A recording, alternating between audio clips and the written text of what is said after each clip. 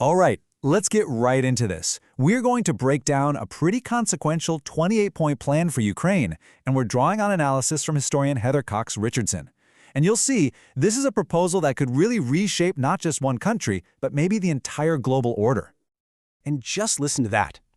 That's the choice Ukrainian President Volodymyr Zelensky says his country is facing: a loss of dignity or losing a key partner.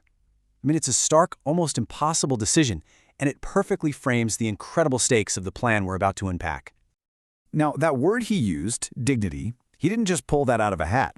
It's a powerful, intentional callback to Ukraine's 2014 Revolution of Dignity.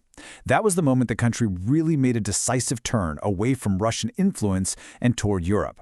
So he's invoking a core moment in modern Ukrainian identity. So what is actually in this plan that would force a statement like that? Let's get into the nitty-gritty. Okay, first off, let's look at who wrote it. According to the source, the plan was put together by an American envoy and a top ally of Russia's president. But, what's just as telling is who wasn't in the room: anyone from Ukraine or anyone from Europe. The source also points out that the plan was leaked by an ally of Putin, and that the text itself, well, it reads like it was translated from Russian. So the first huge condition is about land. The plan would formally hand over Crimea, plus a massive chunk of 4 eastern regions of Ukraine, directly to Russia. We're talking about a fundamental redrawing of the map. The second condition goes right for Ukraine's ability to defend itself. The plan demands a permanent limit, a cap, on the size of the Ukrainian military. It would essentially put a ceiling on its sovereignty and its ability to protect itself in the future. And then there's the accountability clause. The plan says, and I'm going to quote this directly from the source, all parties involved in this conflict will receive full amnesty for their actions during the war. This is a blanket pardon for everything that's happened, including well-documented atrocities against civilians, just wiped clean. Now, the plan also involves a mind-boggling amount of money: $100 billion. This money would come from frozen Russian assets, and it would be invested in rebuilding Ukraine. On the surface, that sounds pretty good, right? But there is a huge catch. So here's the twist. Think about where that money would go. The territories that need the most rebuilding are the exact same ones that Russia would annex under this plan. So that $100 billion in frozen Russian assets would basically be used to rebuild what would then be Russian territory. And the financial side of this gets even more tangled. Europe, which remember wasn't even consulted, would be on the hook to unfreeze those Russian assets and then kick in another $100 billion of its own. And in the middle of all this, the plan states that the U.S. will receive 50% of the profits from this venture. And finally, there's this. The plan demands that Ukraine literally amend its own constitution to formally and permanently reject any chance of ever joining the NATO alliance. Now, this point about NATO, this is so much bigger than just Ukraine.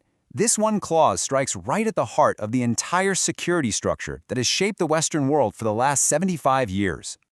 And to get why, let's do a super quick history recap. So NATO was born out of the rubble of World War II, built on the idea of preventing that kind of global disaster from ever happening again. It started with just 12 members back in 1949, and today it's grown to 32, all centered around one core idea. And that core idea is collective defense. An attack on one is an attack on all. It's that simple. The source material really emphasizes that this promise, this idea that any attacker would face a massive, unified response, is what's been credited with keeping the peace and deterring major wars for 3/4 of a century.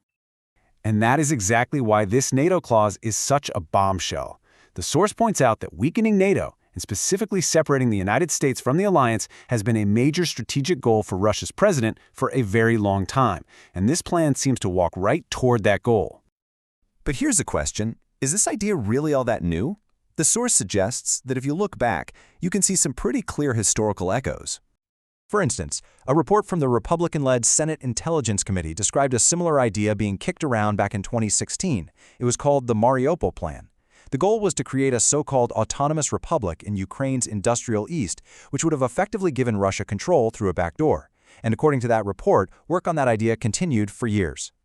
So when you boil it all down, you're looking at 2 completely different visions for how the world should work. On one side, you've got the post-World War II order, which is built on alliances, cooperation, and the rule of law. And on the other side, well, the source describes a much older model, a world where powerful countries just dominate their smaller neighbors, and survival means doing exactly what you're told. And all of this leads us back to one huge central question. The source material lays out all of the pieces for us, but it doesn't give us the answer. It just forces us to ask, is this 28-point proposal a genuine blueprint for peace? Or is it a plan for a world that's about to be fundamentally redrawn by the hand of power?